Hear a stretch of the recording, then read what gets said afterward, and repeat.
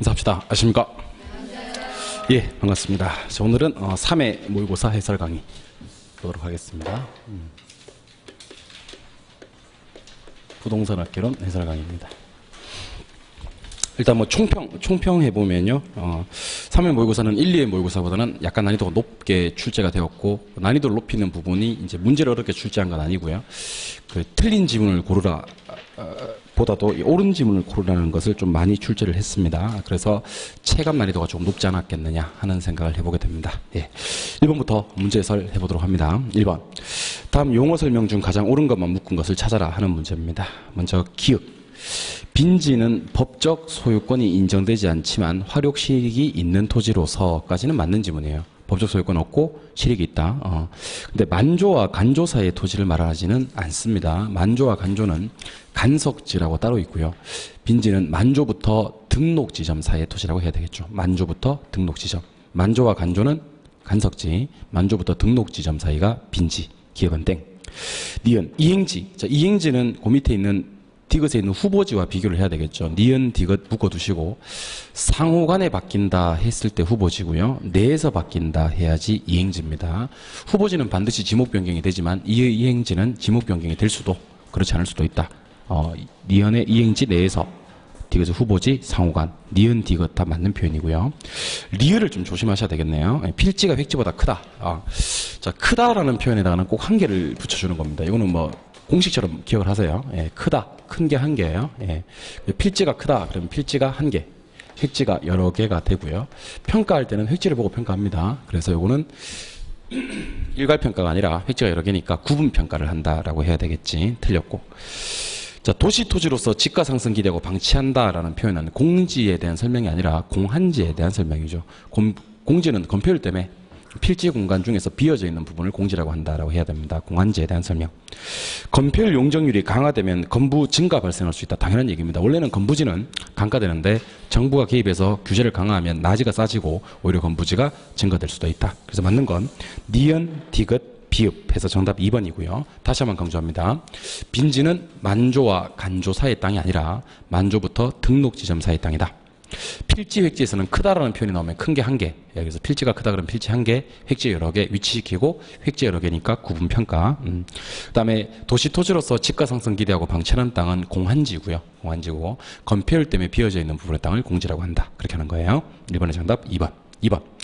토지의 자연적 특성에 대한 설명이다. 가장 틀린 것을 찾아봐라 하는 문제입니다. 가장 틀린 것을 찾아봐라.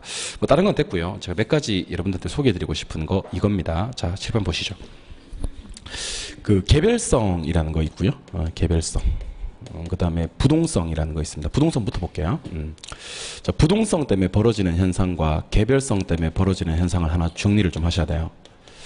자, 부동성 때문에는 지역마다 가격이 달라져요. 지역마다. 그 다음에 부동성 때문에는 지역마다 가격이 달라지고 개별성 때문에는 물건마다 가격이 달라져요. 물건마다. 그 지역마다 가격이 달라지는 현상을 우리는 국지화라고 부릅니다. 국지화. 그럼 물건마다 가격이 달라지는 현상은 개별화가 되겠죠. 그럼 지역마다 가격이 다를 때는 어떻게 해야 되는데 감정 평가할 때 지역 분석을 해줘야 됩니다. 물건마다 가격이 다를 때는 어떻게 해야 되는데 물건마다 개별 분석을 해줘야 됩니다. 그래서 공부하는 방법은요. 지역마다 또는 국지화, 지역 분석 이런 단어들이 떴을 때는 부동성과 관계가 되는 거고 물건마다 개별화, 개별 분석 이런 단어가 떴을 때는 개별성과 관계가 되는 거다. 이렇게 기억을 하시고 뭐 두 가지 더 해야 될 게 토지의 재생산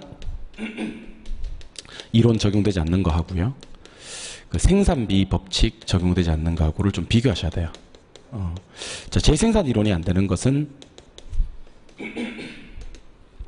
생산된 재화가 소모가 안 되니까 다시 만들어낼 필요가 없다. 이거는 이제 영속성과 관계가 되는 거고요. 생산비 법칙이 적용이 안 되는 것은 비용 투입에도 생산이 안 된다. 이거는 부증성과 관계가 있는 거예요. 그래서 지문을 보면 2번 지문 한번 볼까요? 2번. 2번에 생산비 법칙 안 된다. 요거는 부증성이 맞습니다. 근데 혹시 재생산 이론이 안 된다는 말이 나왔을 때는 영속성으로 또 처리해 줄 수 있어야 되고요. 5번. 국지화, 지역화 이런 말이 나오죠. 그죠? 요거는 개별성이 아니라 부동성에 관련된 내용입니다. 부동성. 그래서 정답은 5번. 3번. 개발권 양도 제도에 대한 설명이다. 옳은 것을 찾아라 하는 문제. TDR에 대한 설명이죠. 일단 7번. 자, TDR은 현재 우리나라에서 실시되고 있는 정책은 아닙니다. 미국의 일부 지역에서 실시되고 있는 정책이다. 공부해야 될 것들 한 5가지 정도가 됩니다. 첫 번째는 소유권으로부터 개발권을 분리해서 개발권만 양도하는 거예요. 소유권 주는 게 아니고 개발권을 개발이 가능한 지역으로 옮기는 거다. 두 번째, TDR 제도는 효율성을 추구하기 위한 정책이 아닙니다. 형평성을 추구하기 위한 정책이에요. 보전 지역애들도 개발할 수 있게끔. 근데 효율성에는 문제가 생겨요. 형평성이 해결이 되고 효율성에 문제가 생긴다. 세 번째, 보상을 하긴 하는데 정부의 공적 자금 투입을 통한 보상이 아니라 시장기구를 통한 보상입니다. 시장기구 통한. 그래서 사적 자금을 통한 보상이지 공적 자금 아니다. 그다음 네 번째, TDR 제도는 지하권과는 관계가 전혀 없는 거고요. 오직 공중권인데 이게 사적 공중권과 관계가 됩니다. 왜냐하면 보상이란 말이 나오니까. 그래서 5가지 한번 해볼게요. 현재 우리나라에 실시되는 정책은 아니고 미국의 일부 지역에서 실시된다. 개발 지역에 개발권 주는 거다. 소유권 주는 거 아니고. 세 번째는 형평성을 추구하기 위한 정책이다. 효율성은 문제가 된다. 네 번째는 시장기구를 통한 보상이고 사적 공중권을 활용하는 방법이다. 그래서 이 틀린 지문들 유형을 좀 기억을 하시면 1번은 뭐가 틀렸냐면 두 번째 줄에 그 공적 자금이란 말이 틀렸죠. 시장기구를 통해서 보상한다. 2번은 한 글자 틀렸네요. 공적 공중권 할 때 공이 틀렸습니다. 사적 공중권이고. 3번이 정답이네요. 형평성 추구하기 위한 정책이 맞습니다. 4번. TDR 제도가 활성화되려면 일단 개발 지역의 지가가 높아야 됩니다. 고지가고 처음에는 개발을 많이 못하게 규제를 강화해야 됩니다. 그래야지 개발권을 사고 싶은 마음이 들겠지. 강화. 그 다음에 요거는 현재 우리나라에 실시되고 있다는 말이 5번은 틀린 겁니다. 미국의 일부 지역에 실시되고 우리나라에서 실시되는 정책은 아니다 하는 거예요. 네, 정답은 3번. 4번 문제. 4번 문제는 어려운 문제는 아니고요. 여기다가 여러분들이 뭐를 하셔야 되냐면 그 수요 함수가 100명이 있고요. 공급 함수에는 200명이 있다 그랬잖아요. 그죠? 그래서 QD에다가 일단 100을 곱해야 돼. 100을 곱해야 돼. 100 곱하면 900-200P가 됩니다. 200P. QS는 200을 곱해야 돼. 200. 200을 곱하게 되면 요거는 100P가 되는 겁니다. 100P. 그래서 여기다가 처음에 100을 곱해서 900-200P 새로 만들어주고 두 번째는 200 곱해가지고 2분의 1P에다가 200 곱해가지고 100P 되게 만들어주고 그리고 이제 이게 같게 만들어주면 되는 거예요. 그래서 900-200P는 100P 이렇게 가고요. 넘어가면 300P. 300P는 900. 그럼 P는 3이 되겠지. 3을 대입하면 Q는 300이 되겠고. 그렇게 해서 정답은 몇 번? 2번이 되겠지. 그래서 이 문제 푸는 방법은 QD에다가 100을 곱하고 QS에다가 200을 곱한 다음에 문제를 다시 푼다. 이렇게 공부를 하시면 되겠네요. 5번. 다음 중 아파트 수요 곡선을 좌하향으로 이동시킨다 그랬습니다. 위에다가 감소라고 쓰시면 돼요. 수요 감소. 우리는 지금 수요 감소를 찾으시면 되는 겁니다. 수요 감소. 자, 쉬운 문제예요. 1번.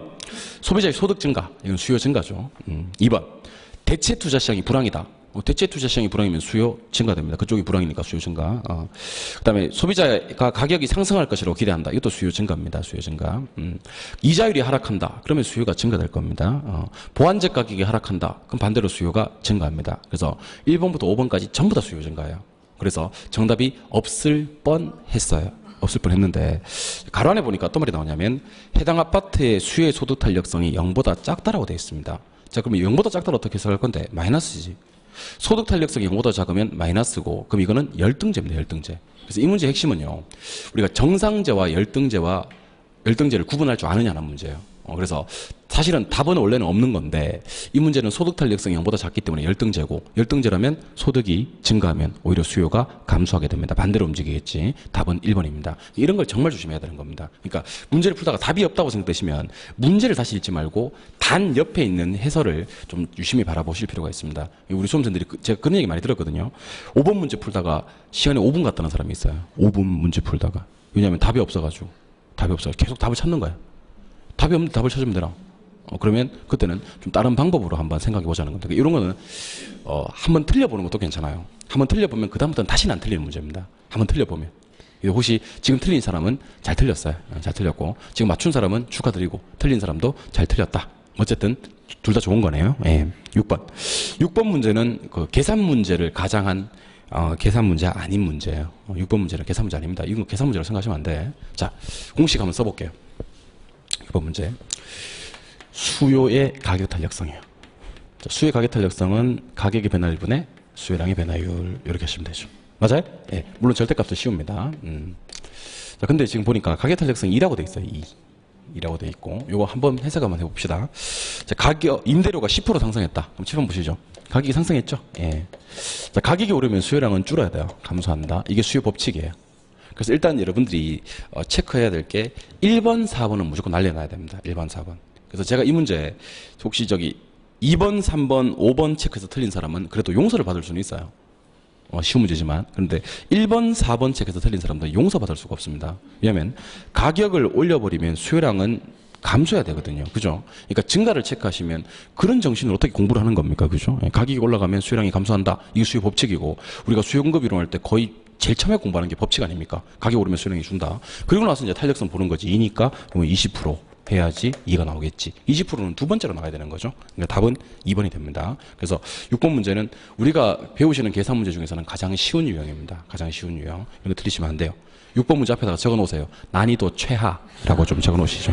또 최하. 그래야지 틀렸을 때 좀 정신이 번쩍 들고 가겠지. 7번 문제. 아파트에 대한 수요와 공급의 탄력성에 대한 설명이다. 틀린 것을 찾아라 했습니다.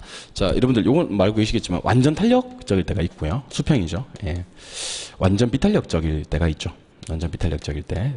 이때 이제 여러분들이 불변을 외쳐주셔야 됩니다. 불변. 한쪽이 불변이 되거든요. 예. 근데 완전 탄력적일 때는 무조건 가격 불변이고요. 완전 비탄력적일 때는 무조건 양불변이다. 요거는 뭐 시험에 매년 나오는 겁니다. 그래서 1번에 가보시면 공급의 가격에 대해서 완전 탄력적이다. 수평이지 않습니까? 그죠? 이때 수요가 증가한다 그랬어요. 수요가 증가하면 균형 가격이 상승한다. X. 균형 가격은 불변한다. 라고 해야 됩니다. 완전 탄력적일 때는 가격 불변에 양이 증가하겠지. 양이 증가하고 가격은 불변한다. 답은 1번. 이런 것도 틀리면 안 돼요. 예. 8번 문제로 갑니다. 8번 문제. 8번 문제 가시면 부동산 경기 변동 및 거미집 이론에 대한 설명이다. 틀린 것을 찾아라 하는 문제인데 칠판 한번 보시고 우리 거미집 이론에서 수렴형, 발산형을 한번 기억해 봅시다. 자, 이거 공부하는 요령을 제가 알려드릴게요. 수요의 탄력성이 공급의 탄력성보다 크면 수렴합니다. 근데 이걸 모르는 사람 없더라고. 수요가 탄력적이면 수렴한다 하는 거는 다 알더라고. 이거는 세상 사람 다 아는 내용이에요. 그 수요의 탄력성보다 공급의 탄력성이 더 크면 발산한다 하는 겁니다. 근데 이상하죠, 그죠? 이거는 세상 사람들이 다 아는데 이걸 기울기로 내면 틀린다는 것이. 기울기로 내면. 그러면 여러분들이 출제 유형 같으면 뭐로 내겠어요? 당연히 기울기로 내겠죠. 그러니까 탄력성을 내면 세상 사람이 다 아니까 기울기로 내는 거지. 그럼 기울기는 어떻게 맞추냐면 탄력적이란 말은 기울기가 완만하다는 거예요. 완만하다. 탄력적이란 말은 기울기가 완만하다는 거예요. 기울기가 완만하다는 말은 기울기가 작다는 거지. 그래서 기울기는 반대로 보면 돼요. 기울기가 작아야 그놈이 탄력적인 거야. 그러니까 수요 곡선의 기울기가 작으면 수요가 탄력적인 거고 수렴 가면 되고, 공급 곡선의 기울기가 작으면 공급이 탄력적인 거야. 그럼 발산으로 가면 되는 거지. 그러니까 탄력성은 큰 걸 찾아서 수탄수 공탄불로 처리하시고요. 기울기는 작은 걸 찾아서 그놈을 탄력적이라고 해주시는 겁니다. 이런 것들을 그러니까 자꾸 이것만 보지 말고 글자로 나와 있는 걸 해석할 수 있는 그런 공부를 하셔야 돼. 그래서 4번에 가시면 거미집 이론에서 수요 곡선 기울기의 절대값이 공급 곡선의 기울기의 절대값보다 크다 그랬어요. 아마 그걸 보는 게 아니야. 수요 곡선의 기울기가 크다 그랬잖아. 그러면 누가 작은 거야? 공급 곡선의 기울기가 작은 거지. 이제 작은 거에 주안점을 두자고. 그럼 공급 곡선의 기울기가 작으면 공급이 탄력적인 거잖아. 그럼 뭐 한다? 발산한다. 이렇게. 그래서 이거는 별다른 조치를 취하지 말고 4번 지문 아무것도 없는 가운데 요게 발산이라고 여러분들이 생각이 들 때까지 지문을 한번 바라봐 주시기 바랍니다. 다시. 문제가 이렇게 나올 수도 있겠지.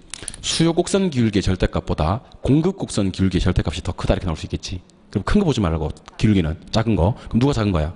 수요 곡선 기울기가 작은 거지. 그러면 수요가 뭐 탄력 한 다음에 수렴 이렇게 연결 지을 수 있어야 됩니다. 이런 것들도 지문으로 보는 게 좋아요. 그러니까 저한테 배울 때는 이렇게만 배웠잖아요. 그죠? 이렇게 배웠는데 글자로 나와 있는 걸 문제로 적용하시는 연습을 꼭 하시면 이런 문제도 한 번만 다 풀어보면 돼요. 그 다음부터는 안 틀립니다. 9번.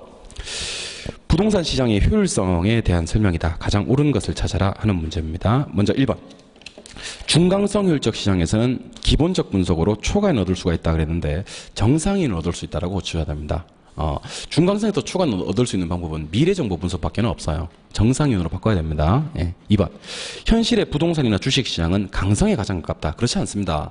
현실의 부동산 시장은 중강성에 유사하다고 해야 됩니다. 강성에 가까운 건 완전 경쟁시장이겠지. 3번.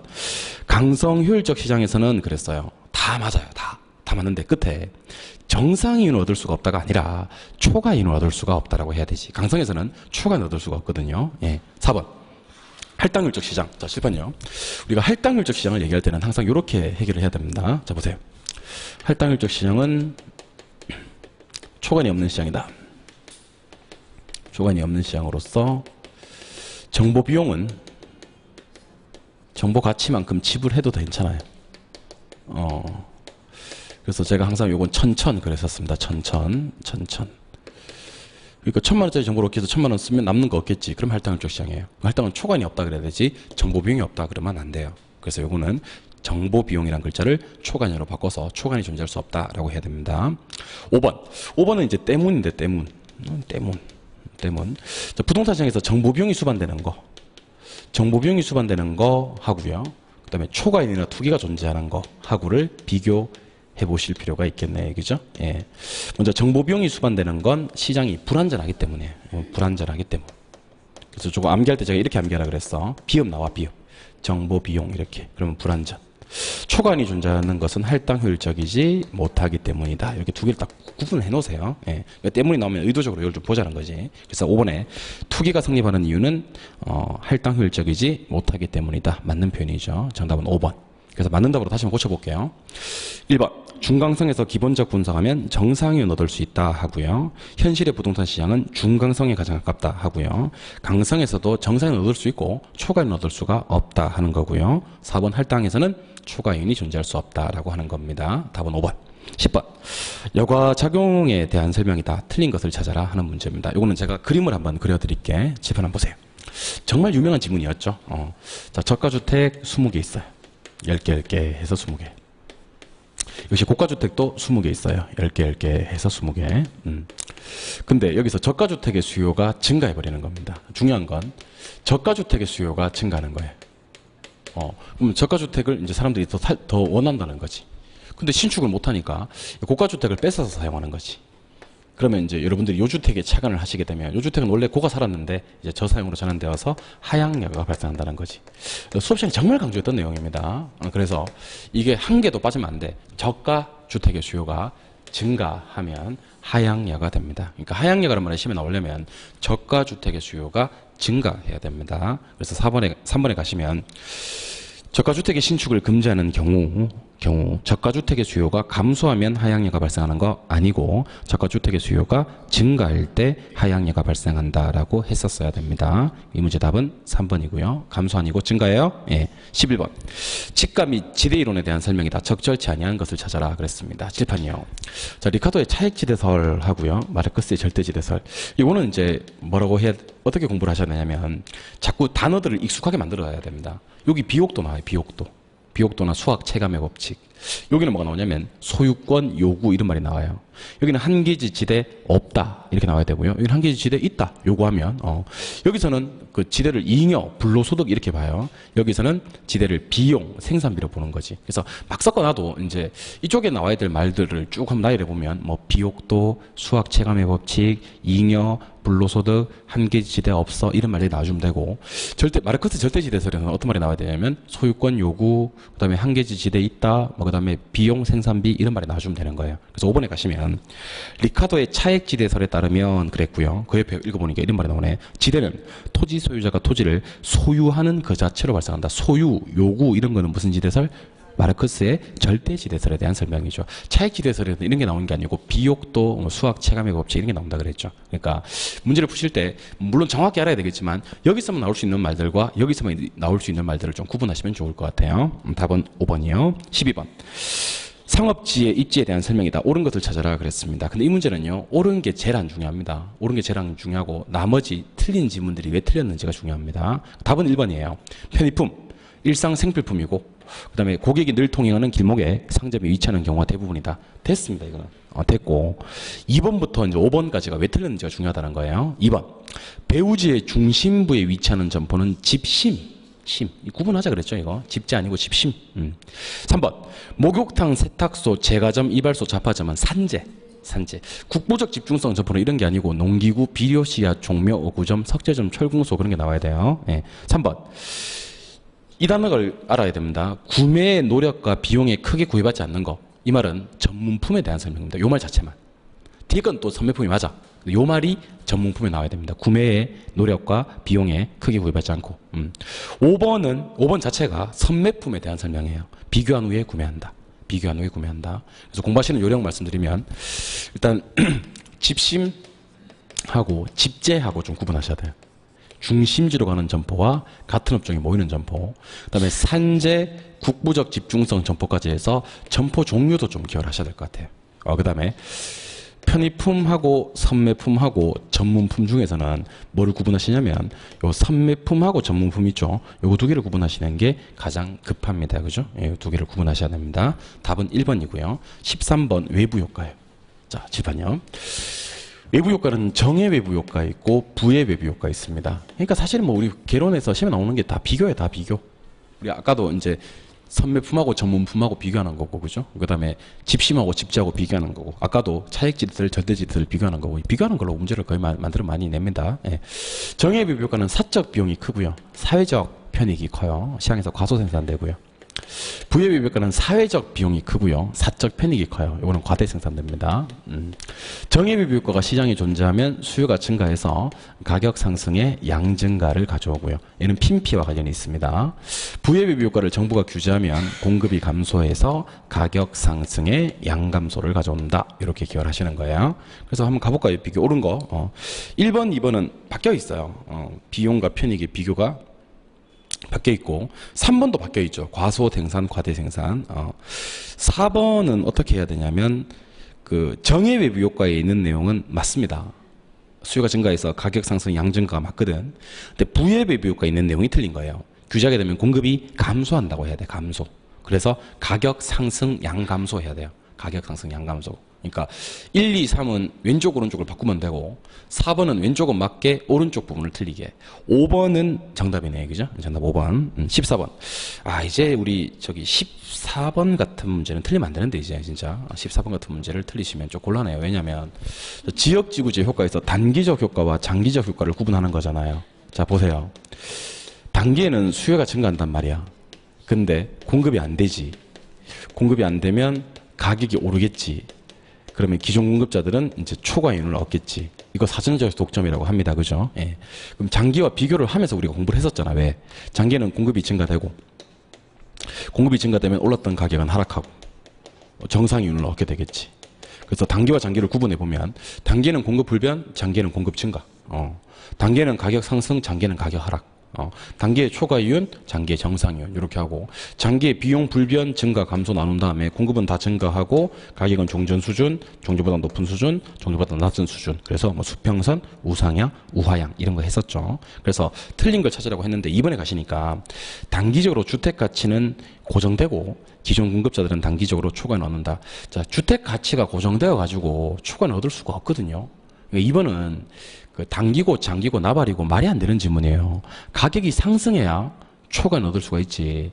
가격이 고정되어 있는데 어떻게 초과는 얻겠습니까? 그래서 이거는 그 혹시 단기와 장기를 모른다 하더라도 2번은 상식적으로 말이 안 되는 질문이에요. 가격이 올라야 초과 이윤이고 나발이고 얻겠지. 아니 지금 가격이 고정되어 있는데 어떻게 얻겠습니까? 근데 2번을 체크를 못 하신 분들은 아마 이거랑 헷갈리신 것 같아요.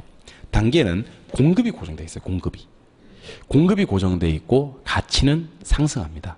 알겠죠? 고정되어 있는 게 있긴 있어. 단기에. 이거는 공급이 고정되어 있는 거예요. 그래서 2번 체크 못하신 분들은 그렇게 헷갈리지 않았나. 그렇게 헷갈리지도 않고 2번을 체크 못하신 분들은 그럼 무슨 생각으로 수업을 듣고 그죠? 예, 밥도 먹고 이렇게 하는지 모르겠네 진짜. 예, 답은 2번입니다. 예, 구청해야 돼. 15번. 임대료 규제가 임대주택 시장에 미치는 효과에 대한 설명이다. 가장 틀린 것을 찾아라 하는 문제입니다. 7번 한번 보죠. 자, 임대료를 규제할 때는 이제 시장에서 형성되는 임대료하고 정부가 규제하는 임대료를 비교했을 때 규제 임대료가 시장 임대료보다 더 비싸면 이때는 아무 변화가 없어요. 아무런 변화가 없고 규제 임대료가 시장 임대료보다 싸야지 초과 수요가 발생합니다. 초과 수요. 그래서 비싼지 싼지 모르겠으면요. 높게 규제했을 때, 낮게 규제했을 때를 잘 이해가 안 되시면 저소득층 보호한다는 것만 기억하세요. 저소득층 보호하려면 비싸게 규제하면 안 돼요. 싸게 규제해야지. 근데 이 초과 수요는 장기에 좀 더 발생하죠. 공급이 줄어버리니까. 그리고 수요와 공급이 탄력적이어서 수요 공급이 탄력적이어서. 수요는 정부가 임대료 규제하면 증가되거든요. 예. 공급은 정부가 임대료 규제하면 감소하거든요. 근데 수요 증가가 많이 되고 공급 증가가 많이 되면 초과 수요가 더 발생합니다. 그래서 정부가 임대료 규제 쓸 때 초과 수요가 더 발생하는 3종 세트는 단기보다는 장기에 수요 공급이 탄력적일 때 더 발생한다. 답은 4번이 되겠네요. 4번. 균형 임대료보다 임대료 상한이 낮을 때 장기에 비해 단기에 초과 수요가 더 발생한다. 아니지. 단기와 장기를 바꿔서 단기보다는 장기에 초과 수요가 더 발생한다라고 해야 되는 겁니다. 예. 그다음 16번 부동산 조세. 예, 부동산 조세에 대한 설명이다. 옳지 않은 것을 찾아라 하는 문제인데 이 문제 푸는 방법 제가 좀 알려드릴게요. 잘 보세요. 자 보세요. 임대인이 있어요. 임대인이.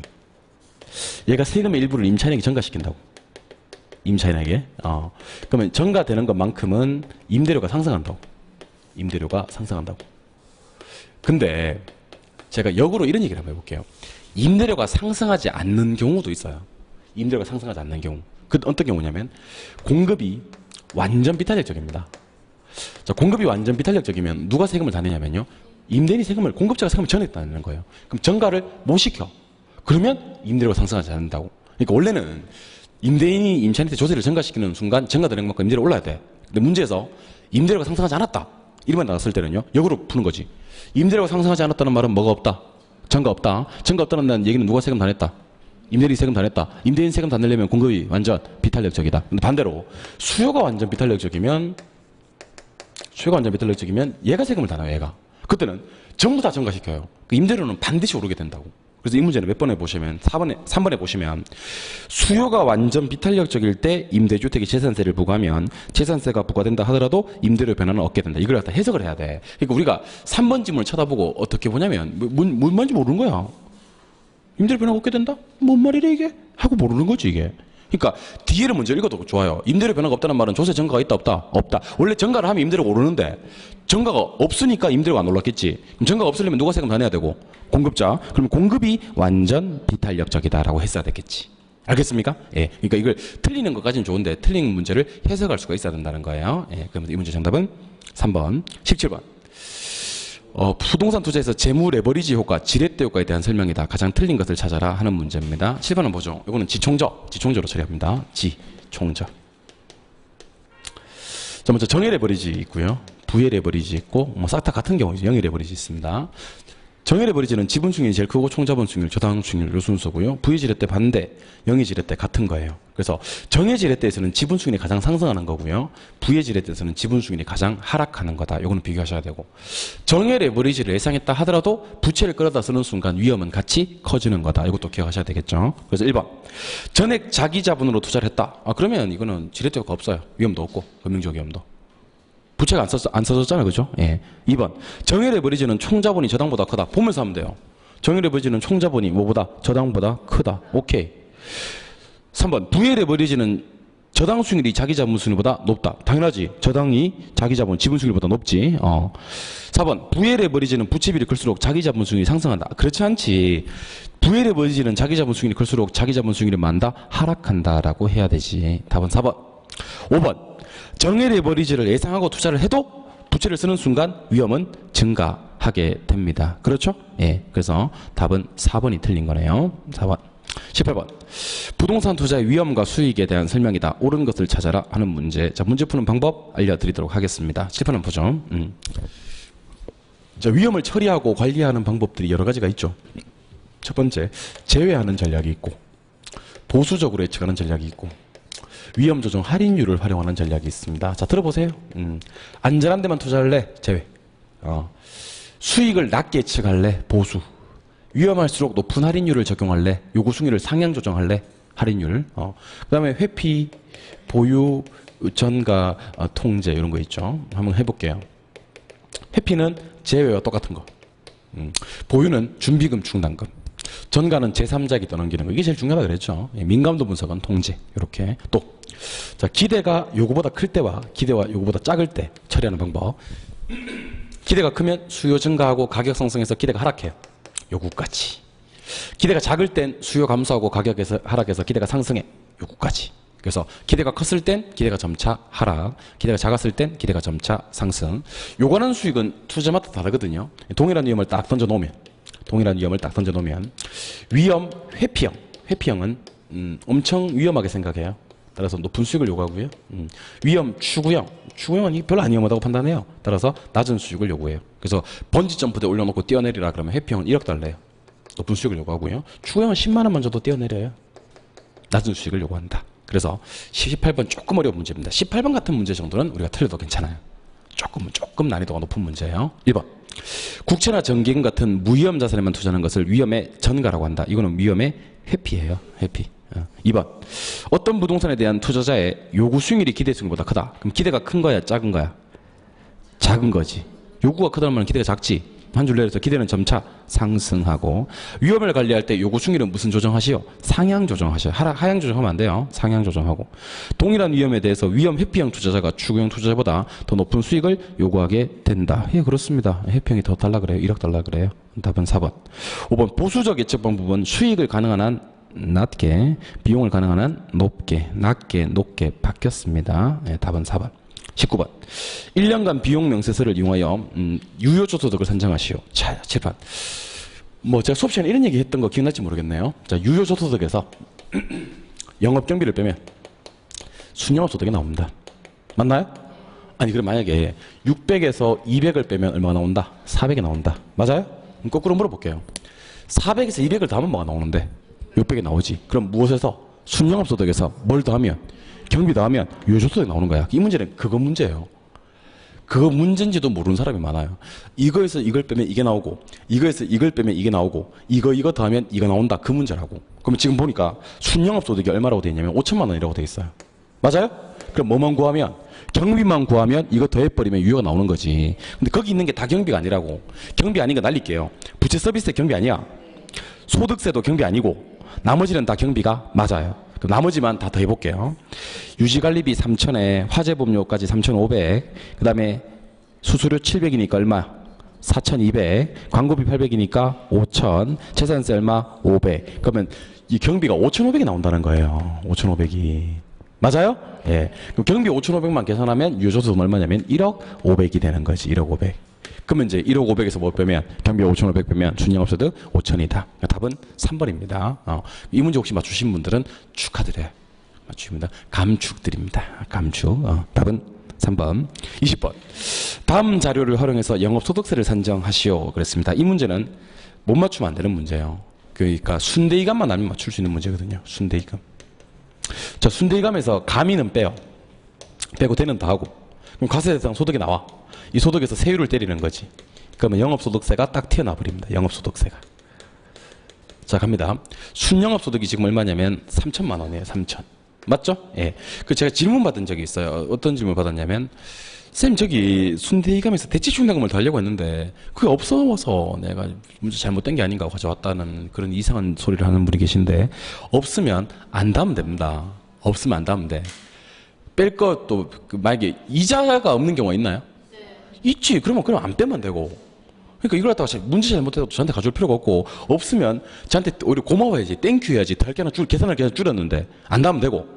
그럼 이자하고 감가가 얼마죠? 300에 700입니다. 이게 300에 700이니까 이 총천이네, 그죠? 예. 그러면 이게 얼마? 2,000. 세율 몇 프로? 30%.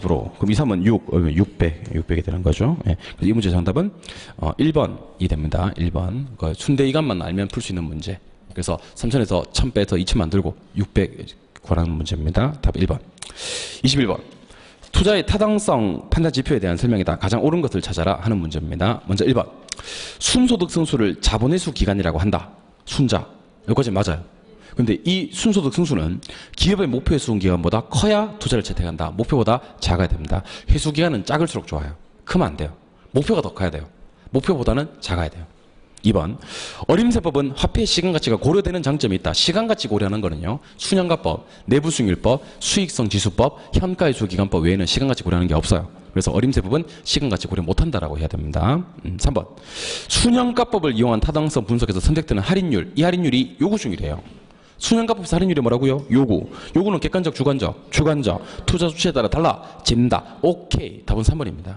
요거 3번 체크하신 분도 축하드립니다. 투자론을 공부를 많이 하신 분들이 이걸 보통 3번 체크할 수 있어요.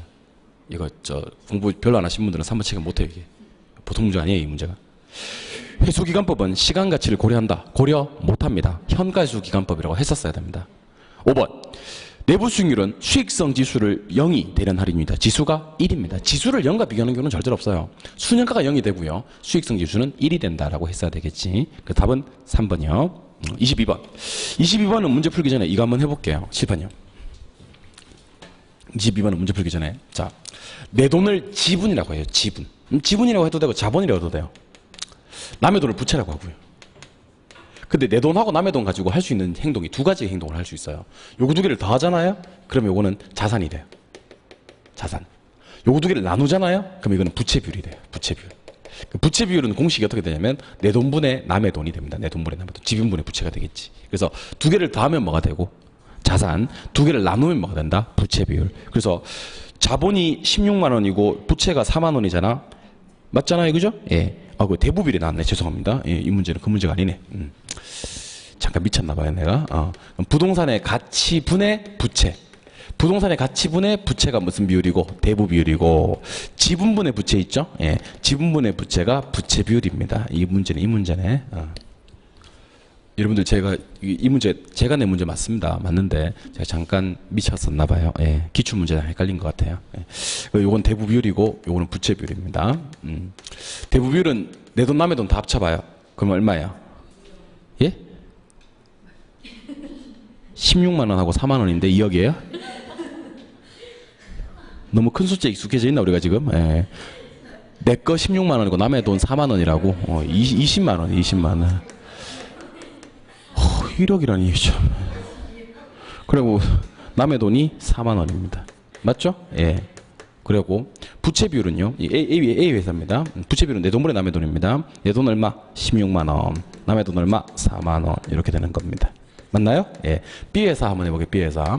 B 회사는 두 개 합쳐봐요. 그럼 얼마요? 40만 원이죠. 40만 원 분의 내 거 20만 원. 이렇게 되는 거지. 맞아요? 예. 그 다음에 내 돈분의 남의 돈 20만 원 분의 20만 원 이렇게 되는 겁니다. 그래서 내 돈과 남의 돈 가지고 문제를 풀면 됩니다. 그럼 요거 첫 번째 거는 5분의 1이니까 20%, 요거는 4분의 1이니까 25% 이렇게. 맞아요? 예. 요거는 50%, 요거는 100% 이렇게 됩니다. 그래서 답은 1번인데요. 뭐 계산 문제 같지만 사실은 대부비율과 부채비율 어떤 기본적인 공식만 알면 풀 수 있는 문제입니다. 참고로 말씀드리면 부동산의 가치는 내 돈, 남의 돈 다 합쳐야 됩니다. 알겠죠? 예. 그래서 자산, 부동산의 가치가 나오는 거예요. 답은 1번. 23번.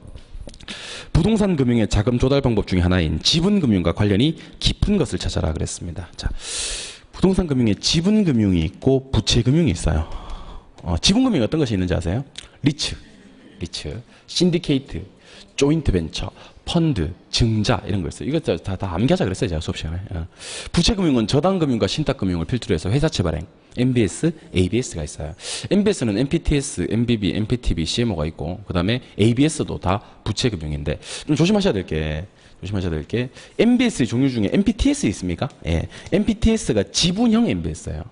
지분형이긴 한데 어쨌든 뭐예요? MBS예요. MBS는 뭐냐면 부채 금융이에요. 그러니까 MPTS가 지분형이라고 해서 지분금융인 건 아니에요. 어쨌든 MBS니까. 그래서 이 문제 답이 4번인데요. 혹시 1번 체크하신 분들은 이거 뭔가 좀 공부를 하신 분은 맞아요. 이 1번 체크하신 분은. 1번 체크하신 분들은 옆에다가 아까비라고 좀 적어놓으면 좀 아깝네요. 예. 이게 부채 MPTS가 지분증권은 맞아. 지분형 MBS는 맞아요. 근데 이게 부채증권에 들어와요. 부채증권. MBS라서. 그렇게 생각하시면 되고 4번 체크하신 분들은 축하드리고 1번 체크하신 분들은 아까비 4번 체크하신 분들은 축하 2, 3, 5번 체크하신 분들은 택도 없는 소리죠. 예, 체크하시면 안 돼 그런 거는 진짜 인간적으로 4번 아니면 1번 체크했어야 돼. 틀리더라도 1번 체크하시는 분들은 어떻게 용서받을 수가 있어요. 사실은 답은 4번 24번 프로젝트 파이낸싱에 대한 설명이다. 잘못된 것을 찾아라 그랬죠. 자, 프로젝트 파이낸싱 공부해야 될 거 한 5가지 정도 됩니다. 사업성에 근거하는 거 맞죠? 예.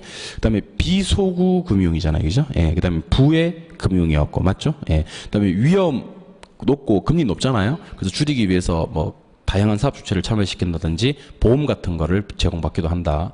일단 PF 대출은 돈을 빌려주는 놈이 이놈이 어떤 사업을 하는지에 대해서 알고 있어요? 모르고 있어요? 잘 알고 있어요. 그래서 얘가 아는 만큼의 정보를 돈을 빌려주는 선도 알고 있어요. 정보가 대칭적이야. 그래서 정보의 비대칭성 문제가 감소한다라고 소개해드린 바가 있습니다. 쉬운 문제였어요. 예, 답은 4번. 이는 당의 사업 자체의 수익성과 설비에만 의존하기 때문에 당사자가 당의 개발 사업의 사업성 검토에 집중할 거기 때문에 정보의 비대칭성 문제가 증가하는 게 아니고 정보의 비대칭성 문제가 감소한다라고 했었어야 됩니다. 그래서 정답은 4번. 25번. 우리나라 부동산 투자 회사에 대한 설명이다. 틀린 것을 찾아라 했습니다. 자, 이거는 말로 좀 설명을 해볼게요. 자기관리 리츠는 설립할 때 자본금이 10억이고요. 영업인가 받고 70억이에요. 위탁관리 리츠는 설립할 때 자본금은 5억이고요. 영업인가 받고는 50억이에요. 영업인가 전에는 현물출자가 안 되고 그 후에는 현물출자가 괜찮아요. 차입이나 사채 발행은 2배인데 특별결이 있으면 10배까지 차입할 수 있고요. 배당은 90 이상 금전 배당을 해야 돼요. 부동산 증권 현금으로 80, 부동산은 70 이렇게 자산 구성을 해야 되고요. 그 1인당 소유 한도가 30이에요. 30. 위탁관리 리츠는 40이에요. 기업 구조조정은 제한이 없고요. 일반인들에게 주식 공부를 해야 되는데 30씩을 하면 되는데 구조조정은 제한이 없어요. 특히 이제 중요한 게 개발 사업을 얼마까지만 할 수 있냐면 30%까지만 할 수 있어요. 30%까지만. 하지만 개발을 전문으로 한다 이런 말이 나오면 70 이상 투자할 수 있는 거예요. 그래서 여기서는 개발을 전문으로 한다라는 말이 없잖아요. 그렇잖아요? 그래서 5번에 가시면 일반적인 부동산 투자에서는요. 총자산의 30%까지만 개발 사업에 투자한다라는 말을 해야 되는 겁니다. 그렇죠? 예. 그래서 4번 5번입니다. 30%. 전문이란 말이 있으면 70 이상이 맞는데 전문이란 말이 없기 때문에 30. 26번. 다계층 채권 CMO에 대한 설명이다. 틀린 것을 찾아라 하는 문제예요. CMO는요. 가장 중요한 게 뭐냐면 몇 개 그룹으로 자르잖아요. 그죠? 예, 자른 다음에 만기와 이자율을 다르게 가져간다는 게 제일 중요한 거예요. 그래서 이 문제는 뭐 사실 세부적으로 들어가면 저당권 발행기간, 원리금 투자자, 위험부담 투자자 이런 어려운 내용도 있겠지만 금리와 만기가 다르다. 이건 제가 어렵게 내려고 하다가 그냥 한 문제 서비스로 드린 거예요. 사실은. 그러니까 동일한 이 말을 못 찾았으면 그거는 진짜 객관식 자격시험에서는 상당히 이런 부분을 못 찾으신 분들은 연습 많이 하셔야 될 분들이에요. 진짜. 답이 2번이죠. 배분하고 트렌치마다 서로 다른 동일한 이자율이 아니라 다른 이자율과 만기를 적용한다. 이렇게 해야 되겠죠. 답은 2번. 27번. 아, 이거 참. 갑시다. 예. 얼마 대출이 있대요? 4천만 원 대출이 있죠? 예. 근데 은행에서 추가 대출을 받고자 한대요. 근데 보세요. LTV가 얼마죠? 70%죠. 근데 이 사람 지금 살려는 주택가격이 얼마예요? 4억이잖아. 그럼 4억 해놓고 여기 70%까지 대출이 된다고? 예. 그럼 47에 28 해서 2억 8천만 원이 대출이 된다. 근데 2억 8천만 원 대출이 안 돼요. 왜냐하면 이건 LTV지 DTI가 나와야 되거든. DTI가. DTI는 소득이 얼마죠, 이 사람? 4천만 원입니까? 예. 그리고 DTI 규정이 몇 프로입니까, 지금? 50%. 맞아요? 예. 그러면 이거 2천만 원이죠? 2천만 원을 저당상수 0.1로 나눠야 돼. 예. 그럼 얼마가 됩니까? 2억이 된다는 거지. 그럼 질문 드릴게요. LTV 규정에 따르면 얼마를 빌릴 수 있고? 2억 8천. DTI 규정에 따르면 2억을 빌릴 수가 있어요. 그리고 원래는 답이 4번 체크가 돼야 된다. 원래는 그래서 원래는 4번 체크가 돼야 되는데 지금은 기준유 대출 4천만 있었단 말이지. 그거 빼고 나머지니까 1억 6천이 되겠지. 답은 3번이 됩니다. 그래서 혹시 이거 4번 체크하신 분들은 이 문제 푸신 분이에요. 문제 푸신 분. 4번 체크하신 분 푸신 분. 근데 문제 너무 흠뻑 빠져가지고 위에 4천만 원 못 본 거지. 예, 그래 틀리신 분 같고요. 5번 체크하신 분들은 반성 좀 해야 됩니다. 5번 체크하신 분은. 왜냐하면 LTV 규정으로 문제 푸는 경우는 거의 없어요. 사실은. DTI로 문제를 풀지. 그래서 4번 체크하신 분들은 아깝이. 3번 체크하신 분들은 축하드리고 5번 체크하신 분들은 반성. 1번, 2번은 뭐 택도 없는 소리죠. 택도 없는 소리고. 알겠죠? 예. 그래서 3, 4, 5번 쪽에서 답이 체크돼야 되지 않나 일단 생각을 합니다. 답은 3번. 28번. 다음 중 부동산 관리 방식 중 자가관리에 대한 설명이다. 옳은 걸 찾아라 그랬습니다. 이런 것들은 좀 그 지문 자체를 좀 뜯어서 조심해야 됩니다. 왜냐하면 이게 앞에는 맞게 뒤에는 틀리게 또 뒤에는 맞게 앞에는 틀리게 이렇게 나올 수가 있기 때문에 1번. 업무의 타성화에 빠지기 쉬우나 전문성을 높일 수 있다. 타성화에 빠지기 쉬운 건 맞아요. 근데 전문성이 낮아진다라고 해야 됩니다. 앞에 거 맞았는데 뒤에 틀린 거예요? 예. 두 번째. 책임 소재가 불명하다. 이건 혼합관리에 대한 문제예요. 지가 관리하는데 책임 소재가 분명하지 뭐. 혼합관리가 책임 소재가 불명하게요. 3번. 애호정신 높다. 이거는 맞아. 근데 본업에 열중할 수는 없다 해야 됩니다. 뒤에 틀렸어. 종합적인 관리가 가능하다. 이거는 맞아. 근데 기밀이나 보안에서 유리하다라고 해야 되는 거지. 그래서 5번. 소유자의 지신이나 통제 권한이 매우 강하고 신뢰도 높다. 뭐 그렇겠지. 답은 5번이 됩니다. 29번. 부동산 개발, 개발에 대한 설명이다. 틀린 것을 찾아라 하는 문제인데, 자, 우리 흡수율 분석이라는 거 있었죠. 예. 흡수율 분석을 정리를 이렇게 할게요. 흡수율을 분석에 대해서는 이렇게 정리를 할게요. 흡수율 분석은 뭐를 분석하는 건가요? 라고 물었을 때는, 뭐를 분석하는 걸까요? 라고 물었을 때는 추세 분석. 과거를 추세를 분석하는 게 맞습니다. 근데 흡수율 분석하는 목적이 뭡니까? 이렇게 물었을 때는 꼭 미래가 나와야 돼요. 목적에는 미래 안 나오면 무조건 X예요. 흡수율 분석의 목적은 미래 흡수율을 정확히 예측하는 데 목적이 있습니다. 그래서 동그라미 2번에 흡수율 분석의 궁극적인 목적이라는 말에 동그라미 해야 됩니다. 거기서는 과거, 현재까지만 나와서는 곤란해요. 미래가 꼭 나올 것. 답은 2번. 30번. 택지 개발에 대한 설명이다. 택지 개발에 대한 설명이다. 가장 옳지 않은 것을 찾아라. 그랬습니다. 자, 제가 택지 개발에서 가장 강조했던 방식 중에 하나가 신탁이었어요. 신탁. 자, 신탁에서 제일 중요한 게 뭔지 알죠? 소유권이 이전된다. 이전된다. 그래서 명의가 신탁회사 명의로 이루어집니다. 신탁회사 명의.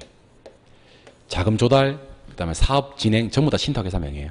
두 번째, 신탁 기간이 종료가 되잖아요. 그죠? 그러면 토지 소유자가 다 먹는다. 다. 뭘 먹는데? 소유권이나 지분이나 수익들을 전부 다 토지 소유자가 먹어요. 그러면 신탁회사는 여기 손 못 대네. 예, 손 못 댑니다. 신탁회사는 수수료 먹어요. 수수료. 그래서 제가 제일 많이 강조했던 게 소유권이 넘어간다. 넘어간다. 그래서 명의가 신탁회사 명의다. 요거랑 그 다음에 탁수수료. 기억나시죠? 예, 탁수수료. 탁은 수수료를 먹는 거지 절대로 나눠 가지는 방식이 아니다. 나눠 가지는 방식이 있기도 해요. 대물변제나 분양금 공사비 지급형은 나눠 가지는데 절대로 신탁에서 나눠 가지지 않는다. 답은 3번. 토지 신탁 방식은 형식상의 소유권이 개발자에게 이전되고, 이건 맞아. 사업기간이 종료되면 토지 소유자와 함께 토지와 건물에 대한 지분권을 갖는다. 함께 갖는 게 아니고 토지 소유자가 다 가져가요. 신탁에서는 수수료 먹고요.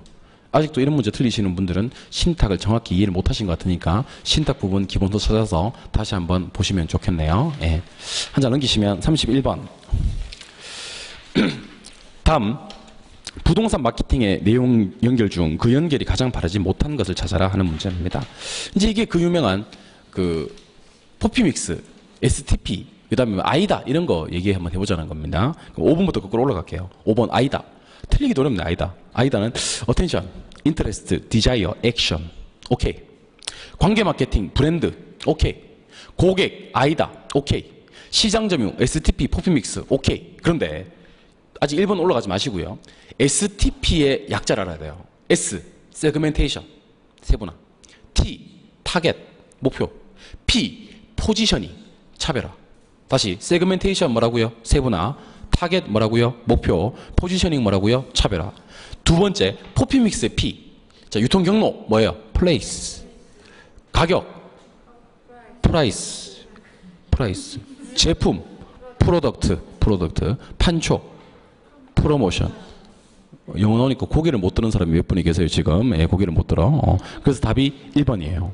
포피믹스의 P는 P가 4개 있다고 해서 다 그 P가 아니에요. 예. 플레이스는 맞아요. 프로덕트도 맞고 프라이스까지 맞아요. 근데 포지셔닝이 그게 나오면 안 돼요. 프로모션이 나와야 돼요. 판매 촉진, 프로모션. 알겠죠? 예. 답이 1번입니다. 1번. 즐거운 영어 시간이었고요. 32번으로 갑니다. 다음 감정평가에 대한 설명이다. 가장 옳은 걸 찾아라 하는 문제. 1번. 기준 시점은 원칙적으로 감정평가서 작성을 완료 날짜가 아니라 가격조사 완료일자예요. 두 번째. 미리 정했을 때는 가격조사가 불가능하면 안 돼. 가능할 때만 그 일자를 기준 시점으로 정할 수가 있어요. 그래서 1번, 2번 두 개 묶어두시고 두 개 달아야 돼. 기준 시점은 가격조사 완료일자다 하는 거랑 가격조사 가능할 때만이라는 거. 3번. 현황평가는 공법상 제약이 있다. 뭐 현황대로 평가해야지 뭐.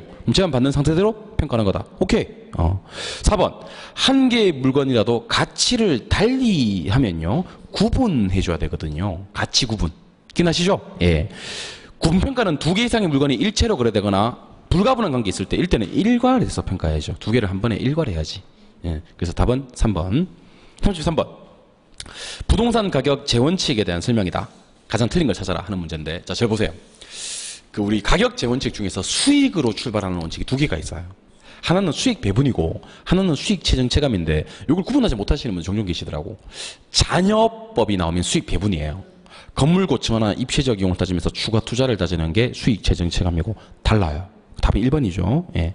토지 잔여법은 수익 체증 체감이 아니라 수익 배분해야 되고 수익 체증 체감을 굳이 놓고 싶다면 건물 고층화, 입체적 이용, 추가 투자 그런 말이 나와야 됩니다. 이거 아직 1번 체크 못 하시는 분들은 가격 재원칙 진짜 다시 봐야 되는 분들입니다. 이거 33번 1번 체크 못 하신 분들 33번 문제 앞에다가 심각이라고 적어 놓으시면 됩니다. 제가 심각 단계 발효하도록 하겠습니다. 지금부터 심각 단계가 발효되는 거예요.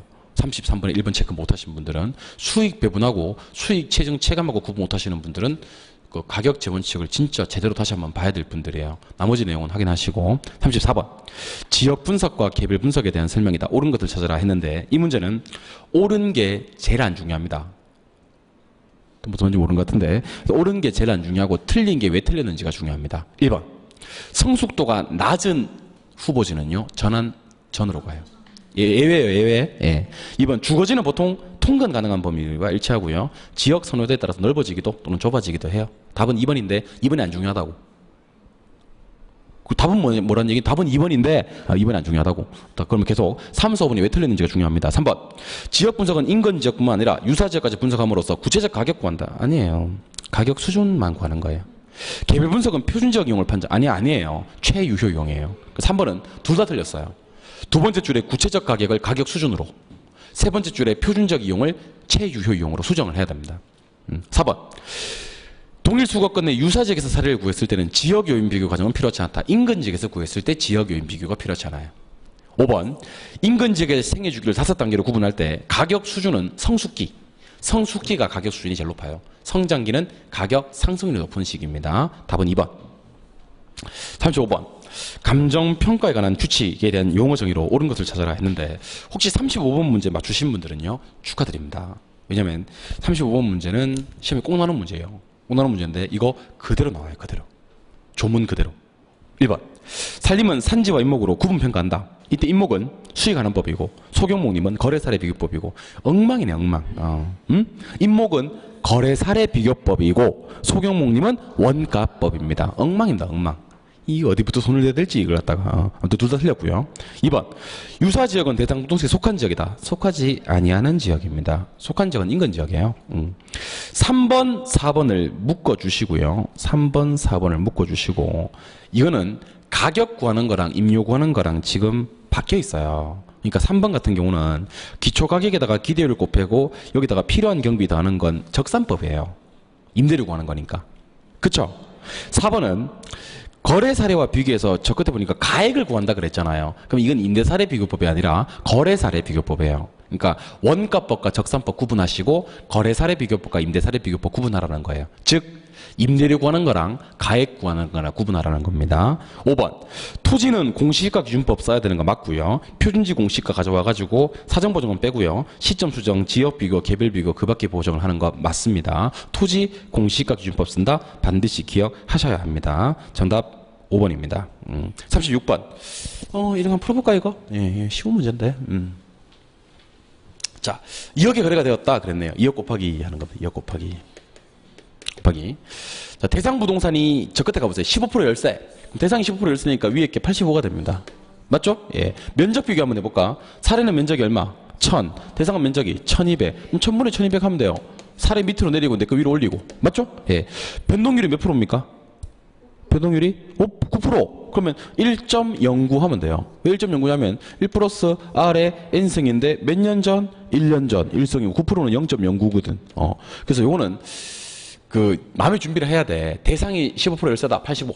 그 다음에 면적 비교해주고 1.09 곱해주면 돼요. 그래서 여러분들이 계산기에 두드려야 될 값은 2억 곱하기 0.85 곱하기 1.2 곱하기 1.09 이런 거 한 두세 번만 계속 반복하잖아요. 그럼 이런 문제 앞으로 우스워요. 아 이거 하고 바로 이제 이런 문제를 풀어본 사람은 2억 곱하기부터 먼저 나오는 거고 2억 곱하기부터 바로 나오는 거고 그 다음에 바로 100분의 85 나오고 바로 면적 1000분의 1200 나오고 바로 1.09 나오는 거지. 근데 이 문제를 유형을 안 다루어 보신 분들은 2억 곱하기가 안 나온다니까. 보자. 아이씨 패스 이렇게 되는 거지. 어려운 문제. 그렇게 어려운 문제 아닌데. 37 수정하고 삼각 비교 한번 해보자 그랬네요. 옳지 않은 거 답 바로 1번이 나오죠. 예. 수정에서는 물리적 연수 아니고 무슨 연수? 경제적 연수를 씁니다. 답 1번. 38번. 아 쉽네. 환원이율 구하는 방법 으로 가장 옳은 걸 찾아라 그랬습니다. 자, 칠판이요. 환원이율 구하는 방법은 시조 12예요. 시조 12. 시가 뭐죠? 시장 추출법. 조성법. 투자결합법. 에루드법.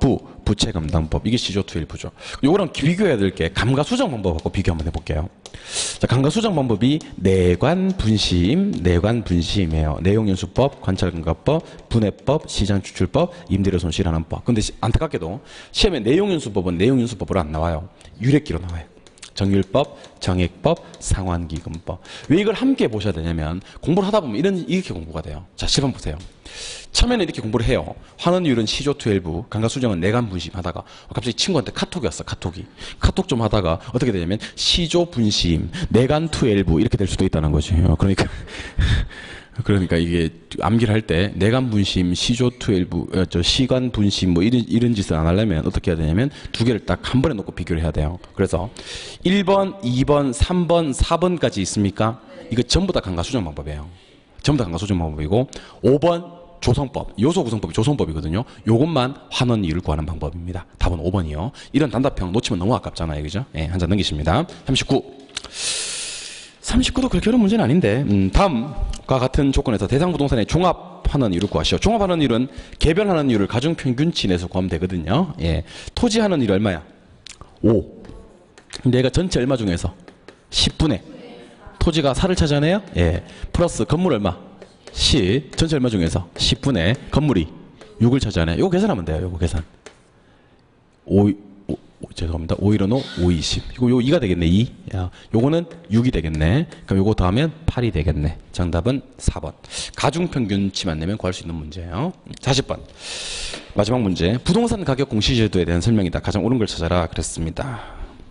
시장군수구청장이 개별 공시지가 및 개별 주택 가격을 매년 5월 31일까지 공시해야 된다. 틀린 말이에요. 아니요. 그렇게도 안 돼요. 분리해야 돼요. 개별 공시지가는 5월 31일까지, 개별 주택 가격은 4월 30일까지 이렇게. 두 개 싸잡아서 5월 31일, 두 개 싸잡아서 4월 30일 둘 다 틀린 말이에요. 둘 다 공시 일자가 달라요. 하나는 토지고 하나는 주택이니까. 맞죠? 예. 2번. 국장이 표준주택과 공동주택 가격을 표준과 공동을 둘 다 국장이 공시하나? 예. 답은 2번입니다. 3번. 표준주택은 일단의 공동주택을 대표할 수 있는 주택이다. 공동주택에서는 절대로 표준주택, 개별주택이라는 말을 쓸 수가 없어요. 이거는 단독주택으로 바꿔야 됩니다. 어떻게 해야 되냐면 표준주택은 일단의 단독주택을 대표할 수 있는 주택이다. 알겠죠? 혹시 3번 체크하신 분들은 아직 그게 안 돼 있는 거야. 단독주택에서만 표준과 개별로 구분하고 공동주택에는 구분이 없다. 그거조차 안 돼 있는 거지. 3번 체크하신 분들은 어떻게 해요? 이제 시험도 다 다가오는데 이제 어떻게 해요? 이거 3번 체크하신 분 어떻게 해요? 어떻게 해요? 손 들어봐요. 물론 안 들겠지 물론. 4번. 개별 공시지가 및 표준주택 가격. 아니에요. 개별 공시지가 및 표준이 빠지고요. 공동주택 또는 개별주택이 나와야 돼요. 과세, 조세. 표준주택은 써먹을 때가 개별주택 산정하는 기준으로만 활용을 합니다. 5번. 개별 공시 주택 가격에 이의가 있는 자는 이제 30일 이내에 국장한테 이의 신청하면 안 되고요. 시군구청장한테 이의 신청을 하게 됩니다. 예, 그래서 답은 2번입니다. 이렇게 같이 해설해 보니까 이제 공부를 어떤 부분을 해야 되고요. 그죠? 어떤 부분에서 여러분들이 실수를 했는지가 좀 더 명확해지죠. 예, 그러니까 모의고사 해설은 반드시 참석하셔서 1시간만 투자하면 되는 거니까 부동산 학교는 전체 내용을 한 번에 볼 수 있는 거니까 꼭꼭 챙겨서 들어주시면 좋겠습니다. 고생 많이 하셨고요. 저는 사회 모의고사 해설 때 찾아뵙도록 하겠습니다. 수고하셨습니다.